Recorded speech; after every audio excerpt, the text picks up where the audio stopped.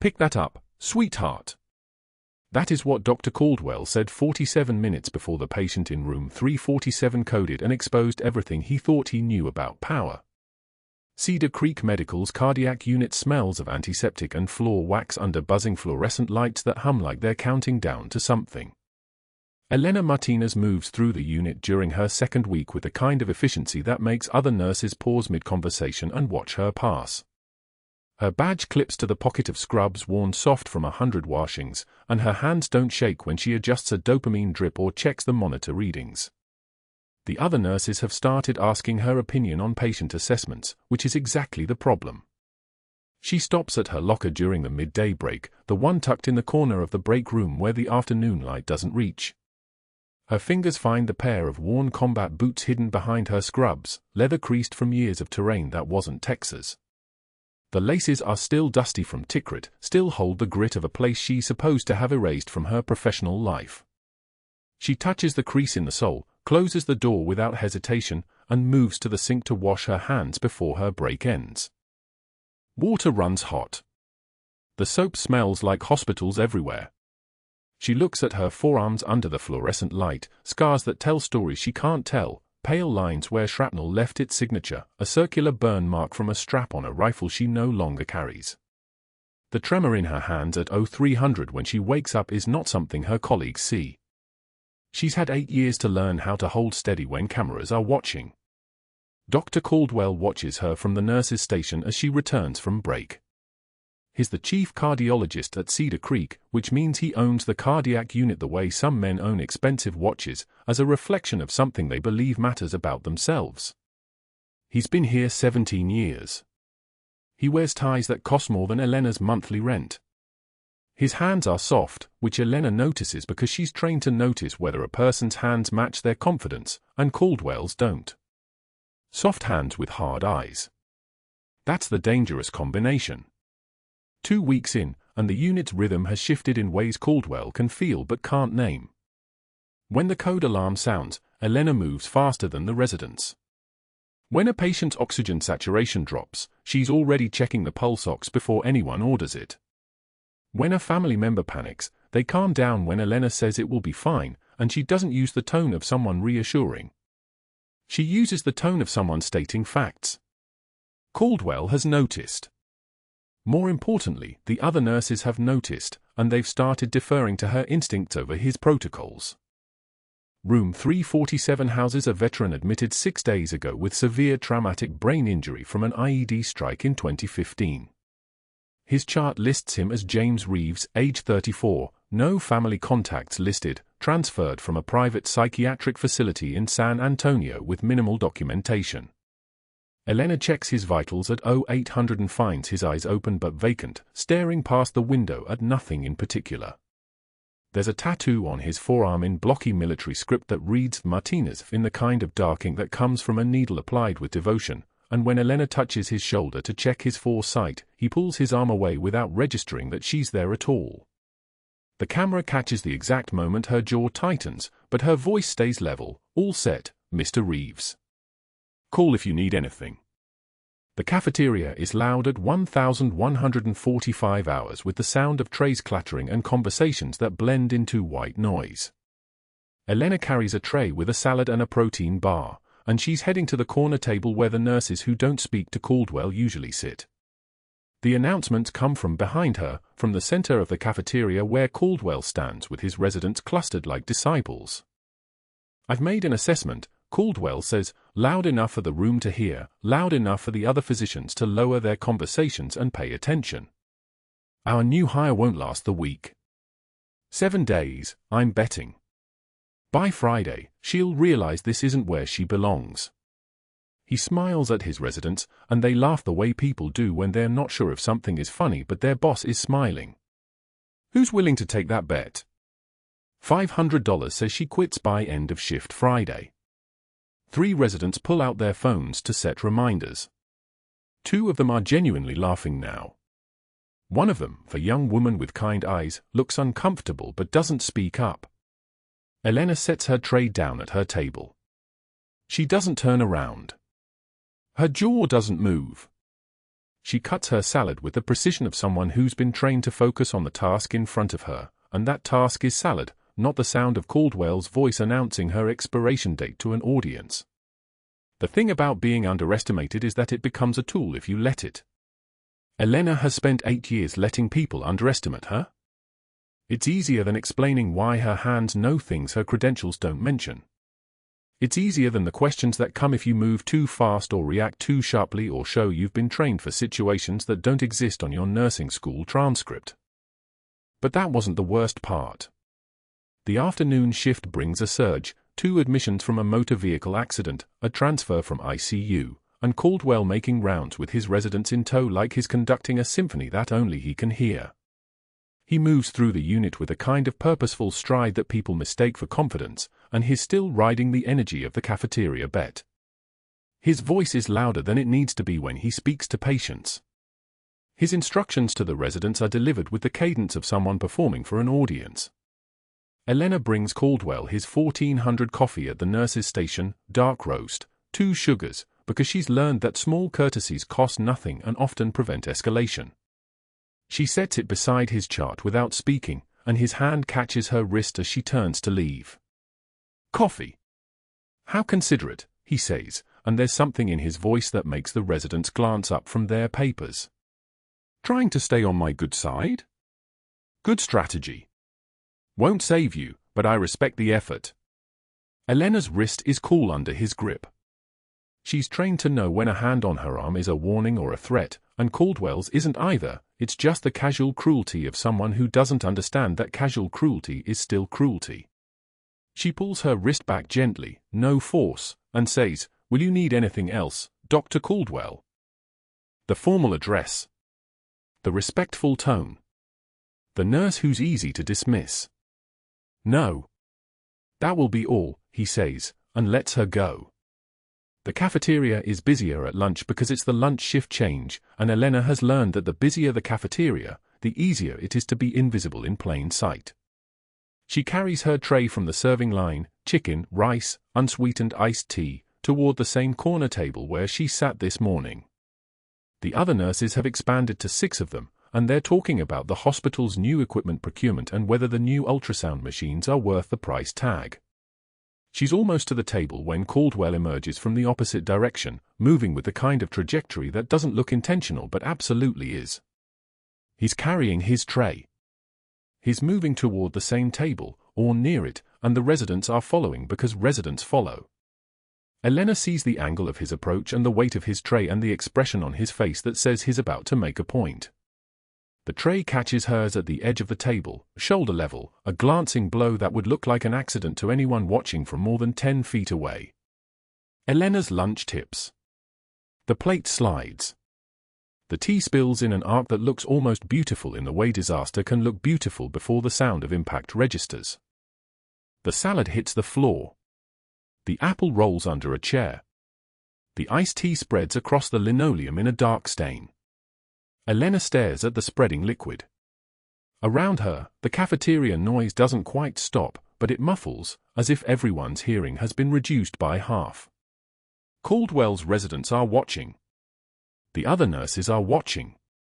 A dishwasher with a cart of trays has stopped walking. "Oh, how clumsy," Caldwell says, not to Elena, but to the residents. Some people just don't quite fit in medical environments, do they? The coordination issues alone. He moves around the spill as if she's responsible for it, as if she's caused an inconvenience he's too professional to address directly. Elena bends down to pick up the tray. Her jaw clenches. The muscles in her shoulders lock. Her hands, when she reaches for the fallen plate, are perfectly steady, steadier than they have any right to be. She doesn't speak. She doesn't meet anyone's eyes.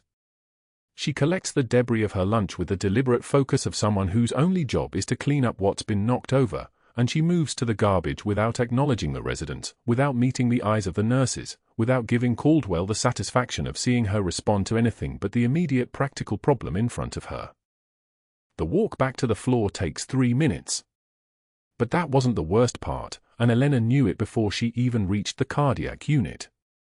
The shift change brings new patients, and room 347's monitor starts alarming at 1,520 hours with the kind of beep that means something's changed. Elena is at the medication cart when she hears it. She's back at the room in 8 seconds. Mr. Reeves' eyes are still vacant, but his oxygen saturation is dropping, 88, now 85, now 81, and his heart rate is climbing in the compensatory way hearts climb when they are desperate. She calls for help and starts checking his for sites, looking for infiltration or disconnection. The line is intact. His lungs sound clear on the right but diminished on the left, and that pattern combined with the cardiac rhythm change means something is shifting inside him that's not visible on the monitor. Not yet. But it will be. Caldwell arrives at 1,523 hours, and he's bringing his residents with him like it's a teaching opportunity. Elena gives him the vitals and the assessment, oxygen dropping, heart rate rising, breath sounds asymmetrical, and Caldwell nods like he's already thinking through the differential, which he might be, but he's not moving fast enough. The kind of fast that Mr. Reeves needs. Order a chest X-ray, Caldwell says to a resident. And let's get a 12-lead EKG to see what we're dealing with. Elena stands at the foot of the bed, watching Mr. Reeves monitor. 80. 79. 78. His breathing is getting shallower. His color is changing, the kind of pallor that comes from blood going somewhere it shouldn't be going, and the monitor still hasn't shown what's really happening because sometimes the monitor is 5 minutes behind reality. His blood pressure is dropping, Elena says quietly. 84/56 and falling. Caldwell waves his hand. The X-ray will tell us what we need to know. Patience, Ms. Martinez. Not every alarm is a crisis. She looks at Caldwell. She doesn't speak. Her hands are still steady. Her composure is still intact. But in that moment, something shifts in her eyes, something that's been trained and contained and held down for 8 years, and if anyone had been paying attention, if anyone had known what to look for, they would have seen the exact moment that Elena Martinez stops being a nurse named Elena and starts being something else entirely. The alarm continues beeping. Mr. Reeves' oxygen saturation falls to 72. And the room is about to become very, very small. Oxygen saturation holds at 73. The monitor beeps steady. Too steady.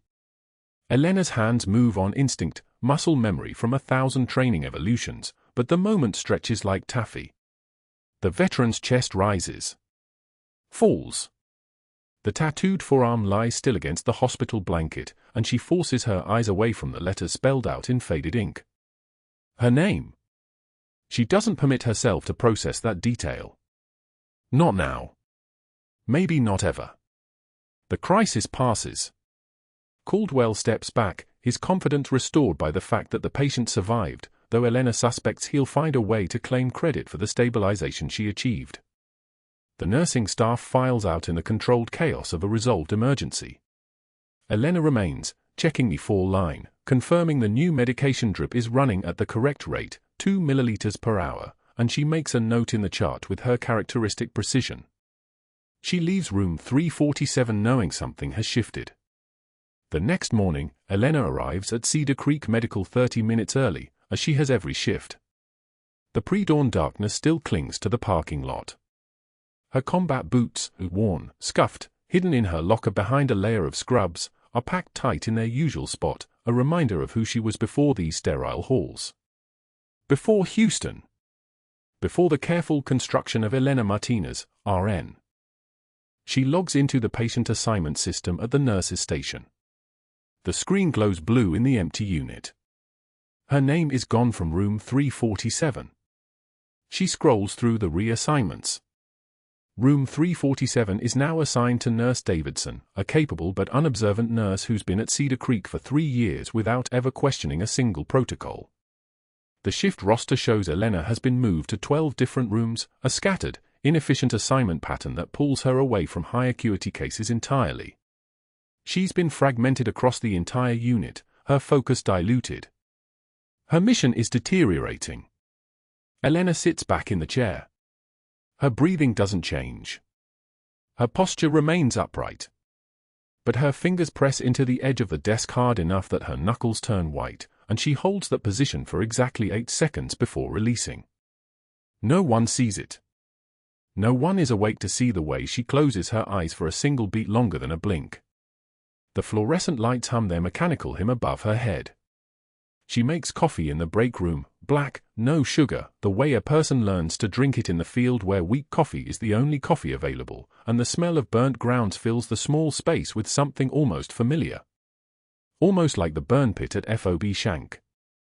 Almost like the smell of diesel and dust and the last cigarette you'll ever smoke, because after this patrol, there might not be an after. By 7 a.m., Caldwell arrives. Elena hears his voice before she sees him, the distinctive cadence of a man who's never been told no by anyone who mattered. He settles at his desk in the unit office and makes phone calls. Elena passes by with a chart, and she catches fragments through the half-open door. I need you to look into her credentials. Something doesn't add up. She moves on without pausing. 3 board members have expressed concerns. I just want to confirm we followed proper procedure. Her pulse doesn't accelerate. Her jaw doesn't tighten. She walks to the medication dispensary and uses her badge to access the locked cabinet, retrieving medications for her scattered patient assignments. Her hands are perfectly steady as she draws up medications, 50 micrograms of fentanyl, careful measurement, no waste, and the muscle memory of 1,000 training drills keeps her movements clinical and exact. Can you send me her file? I want to cross-reference the hiring dates against when she claims to have been credentialed. Elena returns to her rounds. She checks on her first patient, an elderly woman recovering from a minor arrhythmia. The woman's oxygen saturation reads 97%. Stable.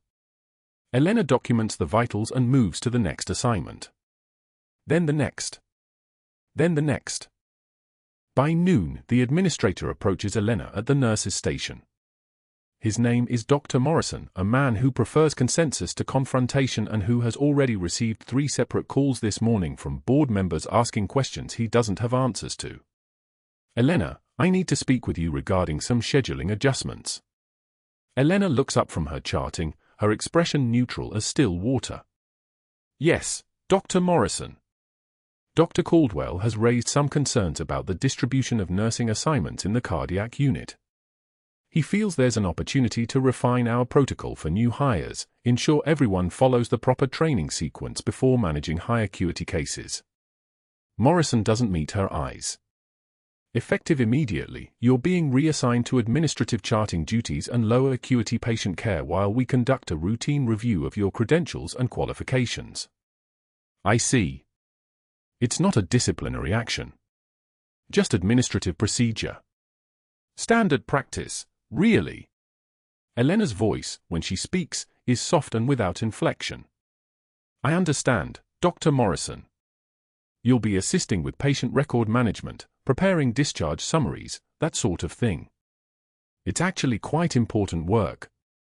The words are kind. The action is a cage. Elena recognizes the pattern because she's used it before, not against nurses, but against targets who needed to be isolated, rendered ineffective, removed from positions of influence before more direct action became necessary. Caldwell has just executed a textbook institutional dismantling. That afternoon, Elena sits at a desk in the records room with a stack of files in front of her. The room smells like old paper and heating dust. She's supposed to be organizing discharge summaries for records that haven't been properly archived in weeks, busy work, designed to consume her time and keep her away from patient care, away from room 347, away from the veteran whose brain injury is severe enough that he likely doesn't remember half the people he's known for a decade. Her phone buzzes. A text from an unknown number, check room 347 vitals at 2 p.m. if possible. She deletes it immediately and waits exactly 3 minutes before casually walking past the room during her break. Through the window, she watches Davidson administering medications.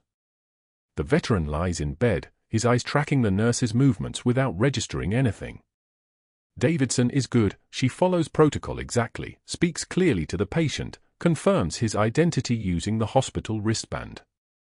She's thorough and competent. She's also completely blind to what she's looking at. Elena watches for 13 seconds. Long enough to see the patient's current oxygen saturation is 94%. Long enough to see that his pupils are reactive and equal.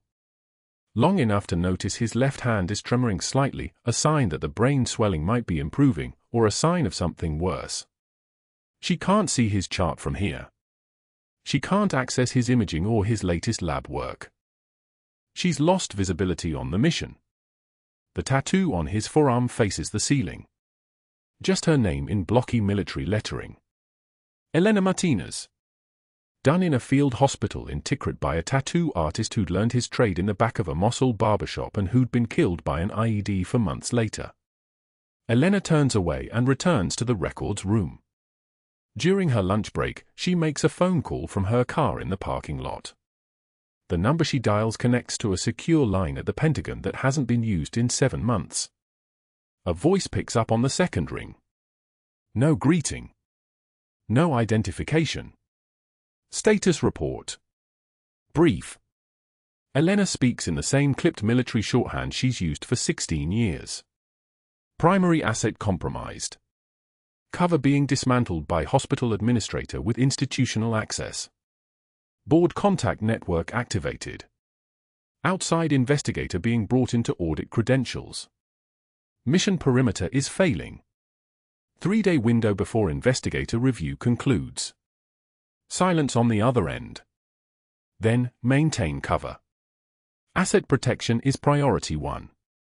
Copy that. But I'm being pulled from proximity. Secondary nurse has no intelligence training.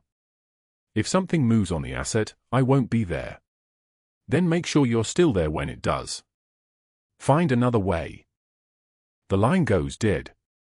Elena sits in her car with the engine running, watching the hospital entrance. A delivery truck pulls up to the loading dock.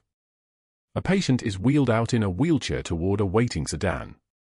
The morning shift is ending. The afternoon shift is beginning. The world continues its rotation regardless of whether one nurse can monitor one patient or not. She presses her forehead against the steering wheel and counts her breathing.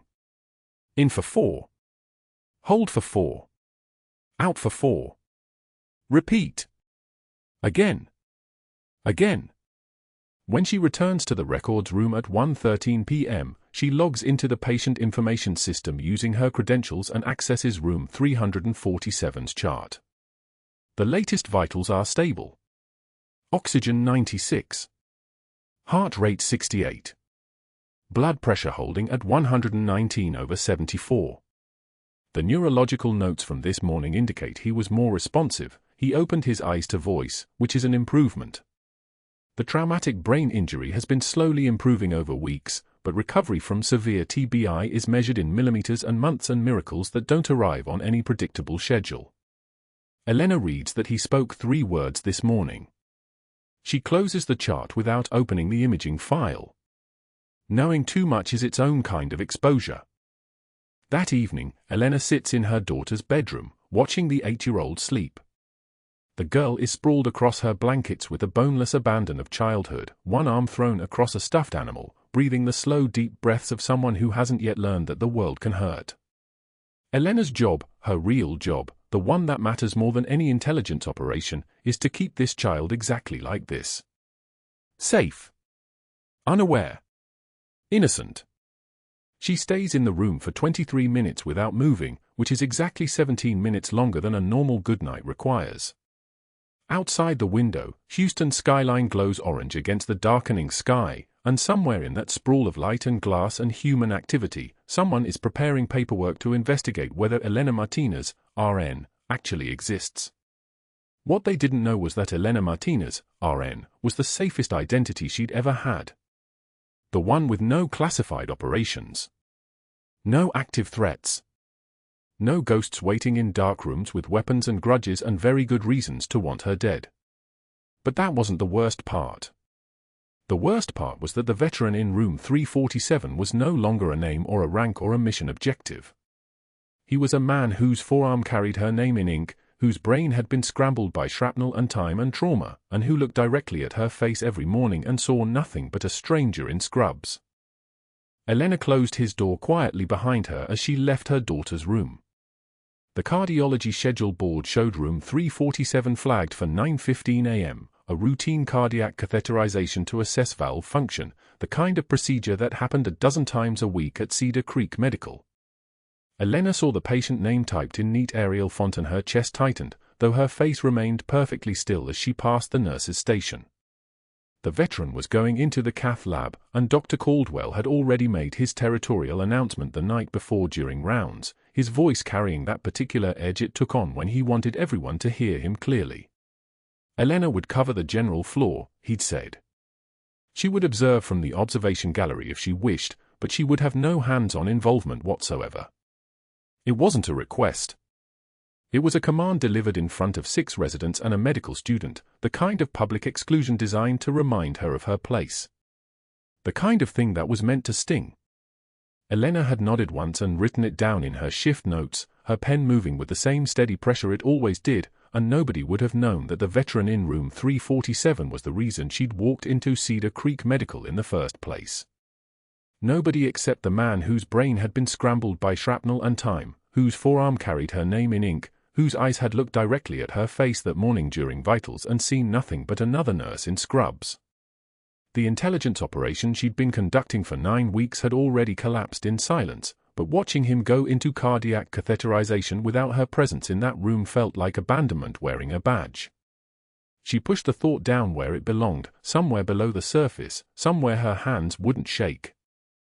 By 8:45, Elena was positioned at the admit station on the cardiac floor, reviewing charts for the 3 post-op patients she'd been assigned as punishment, when she heard the transport team moving through the halls. Footsteps and the smooth rattle of the stretcher wheels, the sound of a patient being wheeled toward the cath lab 3 floors down. She didn't look up from her paperwork. She didn't need to. Her body knew exactly where that stretcher was going, could track its movement the way a predator tracks prey, except this time the predator wasn't hunting. This time the predator was locked outside the cage. The fluorescent lights hummed their constant electric song overhead, and Elena turned a page in the chart, her movements precise and controlled, the kind of composure that came from having made harder choices in harder places. The observation gallery was accessible from the second-floor hallway, a narrow stairwell that led up to a windowed room overlooking the cath lab below. Elena told herself she wasn't going there until the moment she was already walking, timing it for the end of her charting window, telling herself it was nothing more than clinical interest. Professional curiosity. The kind of thing any competent nurse would do: observe a procedure, stay sharp, maintain awareness of what was happening in her workplace. The reasoning was sound enough that she almost believed it. The wooden door to the gallery stairs was cool under her palm, and she pulled it open to the smell of old carpet and recirculated air, climbing slowly, her breathing steady and even. The observation gallery was empty except for a medical student she didn't recognize, a young woman with dark hair pulled back in a tight bun, standing with her elbows propped on the railing, watching the scene below with the nervous intensity of someone still learning whether she could handle what medicine demanded. Elena moved to the far corner of the gallery, positioning herself where she wouldn't be noticed, where she could see the monitor screens without drawing attention. Below, in the cath lab proper, the veteran from room 347 lay supine on the procedure table, already sedated, his chest prepped and draped in sterile blue fields that made him look smaller than he was. His right arm was extended on an armrest, catheter access already established in his femoral artery. She could see the fluoroscopic imaging system positioned over his chest, the C-arm poised like a predator's jaw. Dr. Caldwell stood at the head of the table in his lead apron, his posture relaxed, almost casual. 2 residents flanked him. A tech stood at the imaging console. It was a small army for what should have been routine work. The procedure clock showed 0 minutes elapsed when the first catheter went in, and Elena watched the monitor with the part of her brain that never fully switched off, the part that had assessed threat levels and calculated survival probabilities under fire in Tikrit, the part that recognized patterns in chaos. The first pass looked clean. The contrast dye flowed smoothly through the coronary arteries, painting the vessel anatomy in gray and white shadows. Caldwell called out measurements in his practiced attending voice, his confidence filling the room like cigar smoke. The residents took notes. The tech adjusted imaging angles. Everything moved with the rhythm of a procedure that was going exactly according to plan. 18 minutes in, something shifted. Elena saw it first in the monitor data, a subtle change in the pressure tracings, a slight elevation in the diastolic pressure line that should have been completely flat during a stable cath. She leaned forward without moving her feet, her eyes narrowing as she watched the waveform. The medical student beside her remained oblivious, still watching Caldwell's hands as he manipulated the catheter, still learning to see the procedure instead of seeing what the monitors were actually saying. Caldwell was talking now, explaining something to the residents about valve morphology, his voice steady and professorial, the voice of a man who was exactly where he wanted to be and in complete control. But the monitor didn't lie. Elena had spent enough time in critical care to know that pressure tracings were the beating heart's truth. They didn't care about confidence or ego or seniority. They just told you what was actually happening inside the chest. 22 minutes. The pressure kept climbing. Not dramatically. Nothing that would trigger an alarm yet. But climbing.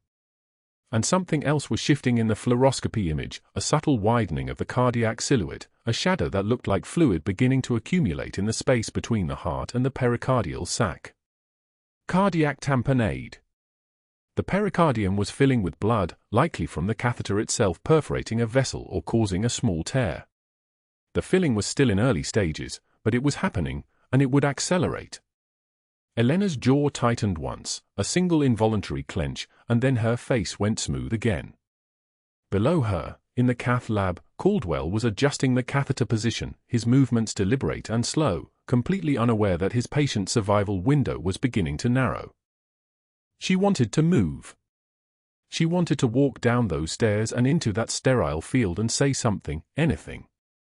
She wanted to point at the monitor and use words like tamponade and pericardiocentesis and emergency needle decompression, wanted to be heard, wanted to matter in this moment the way she'd mattered in Tikrit when she'd carried this same man 3 kilometers through hostile territory with shrapnel wounds bleeding through his gear. But she was locked out. Locked out deliberately, systematically, with the kind of institutional precision that Dr. Caldwell wielded like a surgeon wielded a scalpel. Observation only. No hands-on involvement. Those were the rules. Those were always the rules for people like her, people who were a threat to people like him. 26 minutes. An alarm sounded. Not loud, just a gentle escalating beep from the monitor, the kind of soft notification that often came from drift or patient movement rather than actual emergency. Below, Caldwell glanced at the monitor screen, and Elena saw his expression change in the space of a single heartbeat. His hand went still. His jaw moved slightly, the kind of micro-movement that indicated processing, reassessment. He said something to the resident on his left. Elena couldn't hear it through the glass, but she could read the shift in his posture. The confidence was evaporating. In its place came something that looked a lot like uncertainty, maybe even the first edges of something approaching panic. The veteran's systolic pressure dropped from 110 to 98 in the space of 4 seconds. 95. 88. Caldwell was calling for medication now, his voice climbing in pitch. Epinephrine, push 1 milligram, now. But Elena knew medications wouldn't solve this. You couldn't push a systolic pressure back up when the pericardium was compressing the heart like a fist closing around a bird. The bird had to breathe, had to have space to beat, and that space was disappearing. Pressure continuing to drop. 70. 65. The monitor showing the classic silhouette of tamponade, the pericardial sac enlarged, the heart squeezed inside it like an engine wrapped in a plastic bag.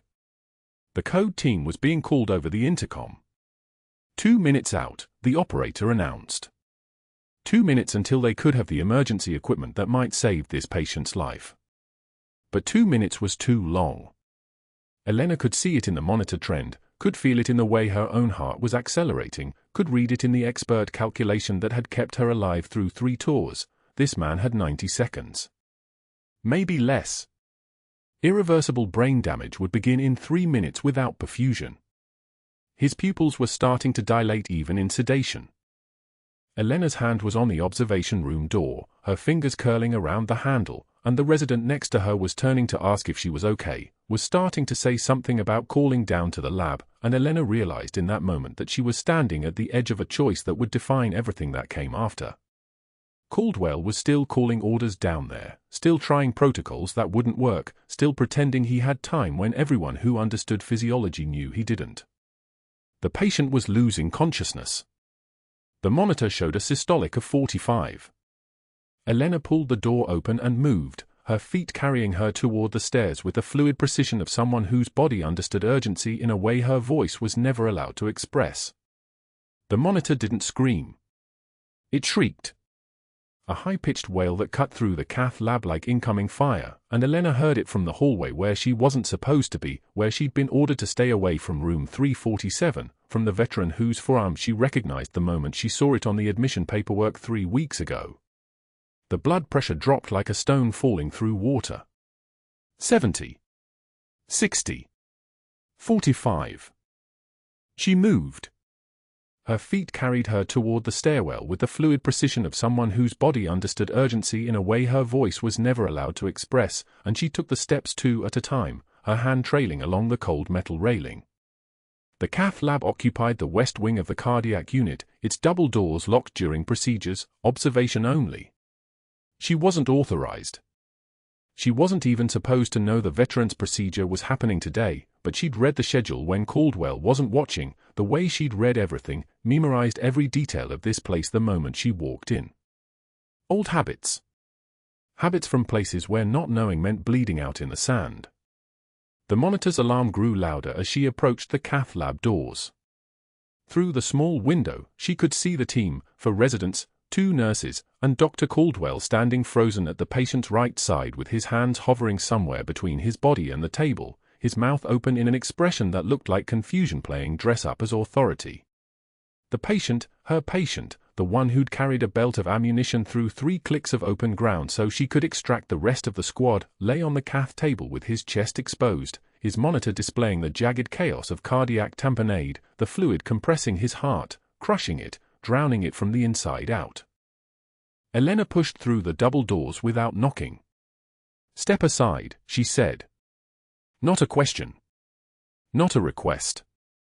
The words carried the weight of command that freezes soldiers mid-breath, the kind of voice that comes from someone accustomed to people moving, and they did. 1 resident stepped left. The other 3 instinctively created space. The nurses looked at each other with the confusion of people watching someone who wasn't supposed to be there suddenly move like someone who was supposed to be everywhere. Caldwell found his voice. "You're not authorized to be in this room. You need to." "Needle," Elena said. Her hands were already moving, her fingers palpating the chest landmarks with the kind of precision that doesn't come from textbooks. Subxiphoid approach. Below the sternum, the soft triangle where the ribs gave way to cartilage and space, the same anatomy she'd learned in a trauma tent outside Tikrit with blood on her sleeves and another soldier's shrapnel wound open in her hands. A nurse pressed a large bore needle into her palm before anyone thought to refuse her, muscle memory responding to command voice the way it always did. "Pericardiocentesis," Elena announced, positioning the needle below the sternum at a 45-degree angle. Moving toward the left shoulder. The blood pressure climbed slightly from its catastrophic low, 50. 55. She advanced the needle with measured pressure, feeling for the distinct resistance change that meant she'd breached the pericardial sac, the membrane surrounding the heart like a water balloon about to pop. The monitor showed the veteran's O2 sat dropping, 85%. 80. 76. His heart rate irregular, desperate, a rhythm that knew it was drowning. The needle entered the space and dark blood filled the syringe immediately, pooling like spilled wine, the color wrong, too dark, which meant it had been sitting there for hours while the routine catheterization procedure continued, while no one noticed the subtle signs Elena had spotted from a different floor. 60 milliliters. 70. 80. She stopped at 85 and withdrew the needle smoothly. The change was immediate. The blood pressure rose like a fist unclenching, 70, 80, 90. The monitor steadied into a rhythm that looked almost normal, the jagged chaos flattening into something resembling life. O2 sat climbed, 88, 92, 96. The veteran's hand stopped there helpless spasming. His breathing deepened. The whole procedure had taken 40 seconds. The room was completely silent except for the steady beep of the monitor and the whisper of the ventilator, and Elena stepped back from the table the way she'd stepped back from a dozen crisis scenes before, her hands perfectly steady, her breathing controlled, her face showing nothing except what a competent nurse would show after executing a successful intervention, professional satisfaction and nothing more. She didn't look at Caldwell. Didn't need to. She could feel him staring at her the way a predator feels the eyes of something larger moving through its territory. Post-op imaging to confirm no reaccumulation, she said to the resident nearest her. Monitor vitals every 15 minutes. Alert me to any change. It wasn't a request. The resident nodded without thinking, without processing that Elena wasn't supposed to have authority here, wasn't supposed to have voice, wasn't supposed to exist as anything more than the nurse Caldwell had been systematically dismantling for 3 weeks. She turned toward the door. You just performed an invasive procedure without authorization, Caldwell said, his voice climbing, losing its practiced control. You're done. Finished. Security is going to escort you out of this building, and I'm calling the hospital administrator right now. You're suspended pending a full investigation into your credentials, your background, everything. You think you can come into my hospital, Anne? Elena closed the cath lab doors behind her and didn't turn around. But that wasn't the worst part. The worst part happened within 2 hours, when Caldwell activated every favor he'd accumulated, every board member he'd positioned, every alliance he'd built while people like Elena did the actual work of saving lives in the background. He called them from his office with his door closed, his voice low and urgent, 3 board members, a legal consultant, an outside investigator who specialized in credential verification. He'd already prepared the groundwork during her second week, already positioned the questions, already planted the seeds about inconsistencies in her references. The investigator's preliminary report flagged problems by noon. Cover identity artifacts that looked like lying. Background details that seemed to contradict official records. The letter of recommendation from a commanding officer who didn't technically exist in any publicly accessible database because he was still active in operations that couldn't be mentioned in civilian contexts. Caldwell printed the report and left copies on every board member's desk with his own annotations, his own interpretations, his own demand for immediate action. By end of shift, Elena stood in the administrator's office on the 42nd floor while security waited in the hallway outside. The administrator wouldn't meet her eyes.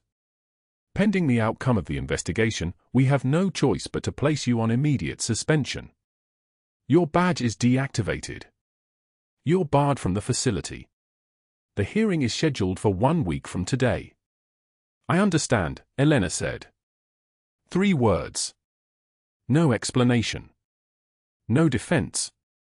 No argument. The voice of someone who'd already calculated the mathematics of this moment and knew that words wouldn't change the outcome. Caldwell had moved too fast, activated his network too completely, and Elena had made herself too visible by saving the veteran's life. By stepping outside the lines he'd drawn for her. By revealing, for exactly 40 seconds, what she actually was. Security escorted her to her locker in the break room.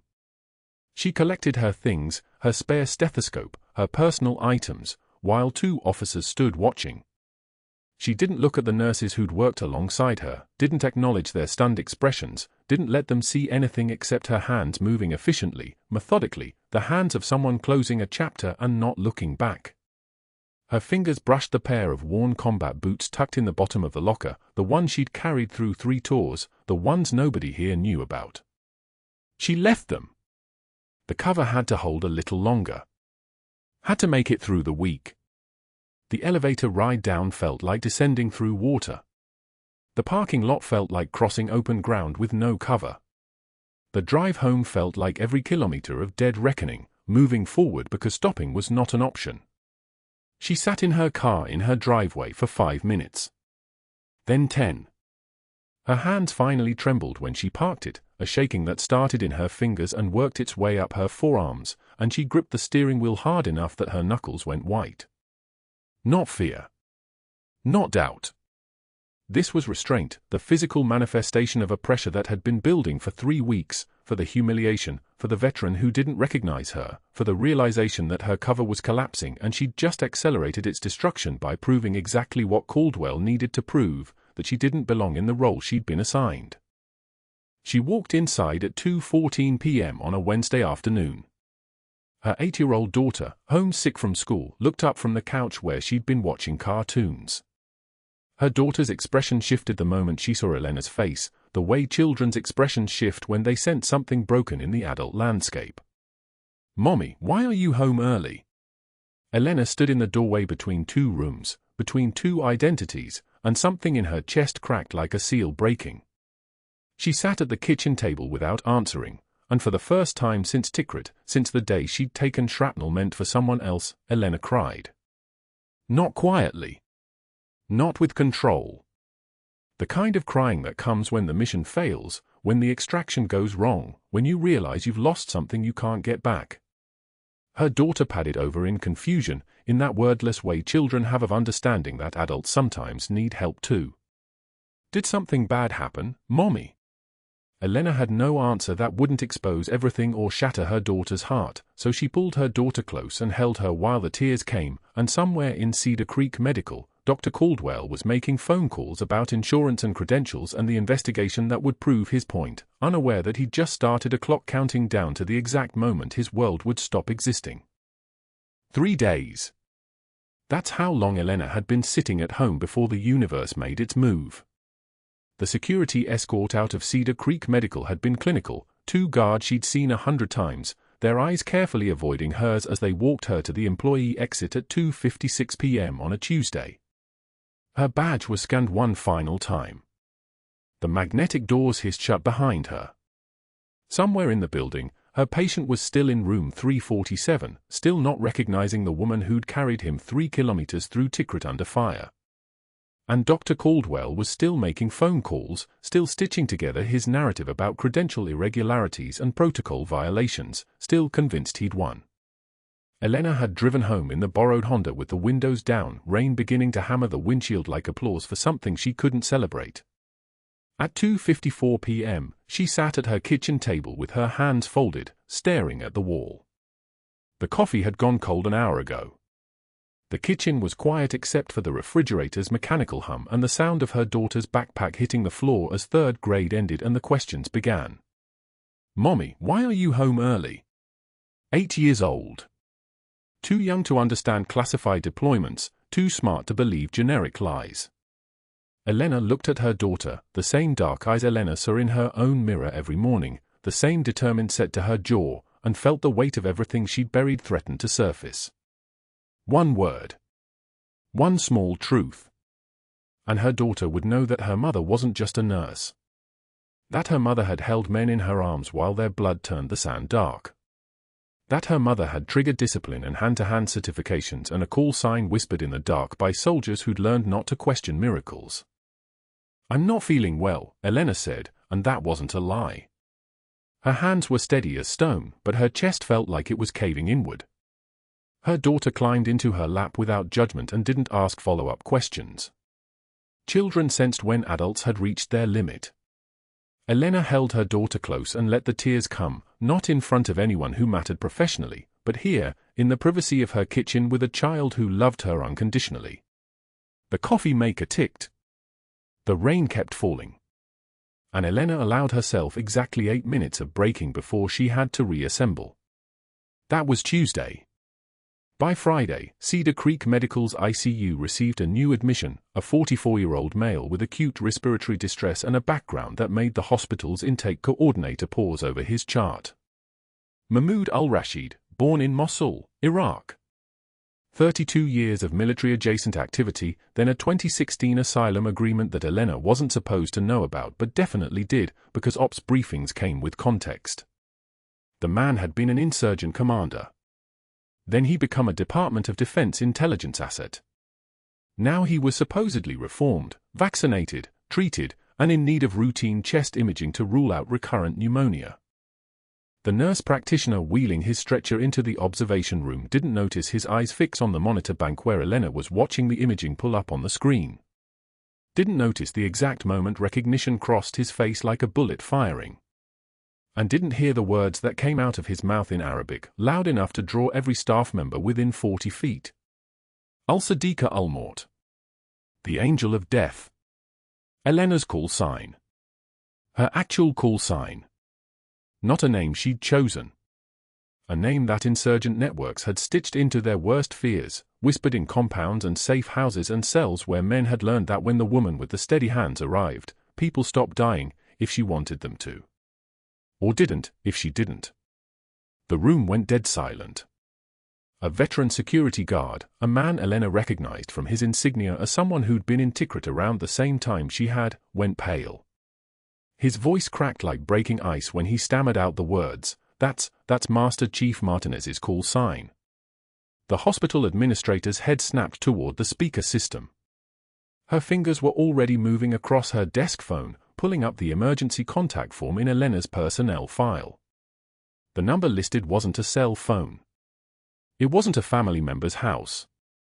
It was a direct line to the Department of Defense's Classified Operations Center in Arlington, Virginia, and the moment the administrator dialed it, 3 separate federal alert systems went live simultaneously. Within 42 minutes, a 2-star general was walking through Cedar Creek Medical's main entrance with the kind of bearing that made the afternoon light seem to dim. General James Mercer, 75th Ranger Regiment Liaison, hadn't aged well in the 12 years since Elena had last seen him in person. But his uniform was immaculate, and his eyes held the particular exhaustion of someone who'd watched too many good people hurt by bureaucrats who didn't understand the difference between serving and surviving. The conference room where Elena was sitting, stripped of her nursing credentials, officially under suspension, watching a career collapse in real time, became very small when General Mercer entered. He didn't sit down. He stood at the head of the table and opened a folder that smelled like classified ink and laminated security clearances. When he began reading, his voice was measured and precise, the kind of voice that had commanded rooms full of people trained to kill without hesitation, Master Chief Petty Officer Elena Martinez. 12 years active service, 8 years classified operations, 2 Silver Stars, Bronze Star with Valor, 2 Purple Hearts, and a Navy Cross awarded in theater. Current assignment, Domestic Intelligence Liaison. Cover position, Staff Nurse, Cedar Creek Medical. Classification level, TS-SCI with additional restricted compartments. Each medal got its own beat. Each word hung in the air like a physical object. Dr. Caldwell's face lost color stage by stage, his jaw working as though his brain was trying to process mathematics it couldn't solve. The administrator's hands had gone white-knuckled on the armrests of her chair. Then the doors opened again, and a stretcher came through. The patient from room 347, the veteran whose traumatic brain injury had stolen his memory, whose eyes had looked right through Elena every morning for 2 weeks, was wheeled in by 2 nursing staff who understood suddenly why they'd been called to do this, why this moment mattered. For the first time in 6 weeks, his eyes focused. For the first time since his injury, recognition lit his face like a defibrillator charging. He lifted his tattooed forearm. The letters were still pristine black ink, still spelling out a name he'd etched into his skin at 3 a.m. in a forward operating base because he decided, without question, that if he was going to survive, he wanted his last conscious memory to be the woman who'd made it possible. She carried me, he said, and his voice cracked on every syllable. 3 clicks. Under fire. Took shrapnel meant for my spine. Just kept moving. Kept saying, "Stay with me, Martinez. Stay with me." He stopped, his eyes on Elena. She never broke stride. The 10 seconds of absolute silence that followed felt heavier than any medal ceremony. Silence that meant understanding. Silence that meant recognition. Silence that meant Dr. Caldwell's entire empire of power and institutional positioning had just been revealed as built on the foundation of a woman he'd tried to humiliate because he'd mistaken her composure for weakness. Elena stood, and as she did, something invisible shifted. Her shoulders moved differently. Her voice, when she spoke, had dropped an octave, the mask slipping away like shedding skin. "I believe we're done here." It wasn't a question. It wasn't a request. It was a statement from someone who'd spent 2 weeks practicing restraint and had just officially run out of reasons to maintain it. Dr. Caldwell tried to speak, but no sound came out. His mouth opened and closed like a fish dying on deck. The administrator looked at General Mercer as though seeking permission to exist in this moment, and the general simply nodded once, the kind of nod that meant everything was now proceeding along the correct trajectory. What happened to Dr. Caldwell next unfolded like a mechanism the Department of Defense had been winding for days. That evening, sitting alone in his office, Caldwell had made the choice that would end him. The suspension had triggered his panic. The investigation had felt like pursuit. And so he'd done what desperate men do, he'd accessed the credentialing system and tried to create a paper trail proving Elena's background was fraudulent, fabricating timestamps, altering documents, attempting to demonstrate that he'd reported irregularities months ago. He didn't know that accessing classified cover identity files generated automatic federal alerts. He didn't understand that someone trying to compromise an active intelligence operative triggers protocols that make a homicide investigation look casual. The FBI field office in Houston had received the alert at 11:56 p.m. By 6:16 a.m. the next morning, 2 agents in dark suits were waiting in the hospital administrator's office. Dr. Caldwell had walked in expecting a meeting about Elena's suspension. What he found instead was federal prosecution and a reading of his Miranda rights that made his legs give out so completely he had to sit down before they could put the handcuffs on. The perp walk happened at 7:18 a.m. Caldwell in restraints, FBI agents flanking him like a security detail for someone far more important than he'd ever been. Morning shift staff watched from the nurse's station. Patients in the waiting room pulled out phones to record. The image of Dr. Richard Caldwell being escorted out of Cedar Creek Medical in federal custody would live on local news for exactly 3 weeks before being replaced by the next scandal, the next fall, the next reminder that power without integrity is just trespassing on borrowed time. His lawyer would later negotiate a plea deal. Falsifying federal documents. Obstruction of justice. Attempting to compromise classified operations. The charges were stacked like building blocks, each one heavy enough to crush a career. His medical license was surrendered. His savings disappeared into legal fees. And 6 months later, Dr. Richard Caldwell sat at a folding table in a strip mall selling supplemental health insurance to people who walked past without making eye contact, his name tag reading Dick because he decided that when people heard Richard, they thought of the news stories, and he needed the work too badly to remind them. Back at Cedar Creek Medical, Elena stood in her dress uniform, a Master Chief insignia gleaming against dress blues that had been pulled from storage and pressed into something that looked like it had never been worn, while the hospital administrator offered her any position she wanted. Emergency Department Director. Head of Cardiac Protocols. Consulting privileges with a salary that would make her previous position look like community service. Elena declined all of it. Her cover was shattered. Her assignment parameters had changed.